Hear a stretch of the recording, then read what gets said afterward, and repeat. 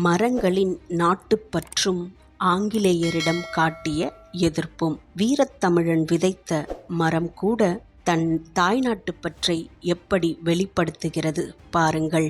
நம் சுதந்திர போராட்டம் என்ற வேள்வியில் சுதந்திர காற்றை சுவாசிக்க மரங்களும் வீரம் கொண்டது என்பதற்கு உதாரணம் இங்கே. 1799ஆம் ஆண்டு, அதாவது 225 வருடங்களுக்கு முன்பு நடந்த ஓர் உண்மை செய்தி. மரங்களுக்கு மாவீரனின் குணம் எப்படி வந்திருக்கும்? அவனின் சுவாசத்தை சுவாசித்ததால் என்னவோ வீரபாண்டிய கட்டபொம்மனை தூக்கிலிட ஜான் பானர்மேன் உத்தரவு பிறப்பித்தான்.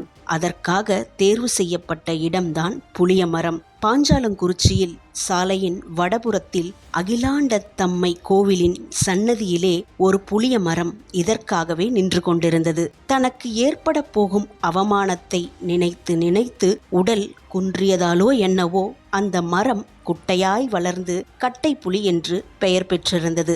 ஆனால் புங்காயிரம் புலியாயிரம் என்பார்கள். இந்த நிகழ்ச்சிக்கு பிறகு அந்த மரம் நெடுநாள் வாழ்ந்ததாக தெரியவில்லை. ஆம், தானே பட்டு போயிருக்க வேண்டும். அதேபோல் மற்றொரு நிகழ்வு என்னவெனில், அரண்மனை சிறுவயல் காட்டிலே ஒரு புளிய மரம் வெள்ளைக்காரர் குண்டால் அடிபட்டு இன்றும் அந்த பொந்துடன் நிமிர்ந்து நிற்கிறது. அதாவது 1950 வெளிவந்த நூலிலிருந்து. அதற்கு குண்டடிப்பட்ட புலி என்று வீரப்பெயரும் உண்டு. ஆனால் கட்டபொம்முவை தூக்கிலிட்ட மரமான கட்டை புலியோ இன்று இல்லாததிலிருந்து அது தானே தற்கொலை செய்து கொண்டிருக்கலாம் எனதான் நமக்கு தோன்றுகிறது.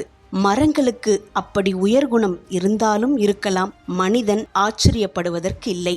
ஏனெனில் என் மண்ணை எம் மக்கள் ஆள வேண்டும் என நினைத்த மாபெரும் வீரத்தமிழர் கூட்டத்தில் இருந்ததல்லவா அம்மரங்கள். அப்படித்தான் இருக்கும். கல்லும் காவிரியும் புல்லும் பூமியும் கடலும் வானும் உள்ளவரை உயர்திரு வீரபாண்டிய கட்டபொம்மனின் மடியாத புகழும் அழியாத வீரமும் நமக்காகவும் நம் சந்ததியினருக்காகவும் துணை நிற்கும் என்பதில் ஐயமில்லை. வாழ்க நம் தாய் திருநாடு, வளர்க அவர்களின் புகழ். வந்தே மாதரம்.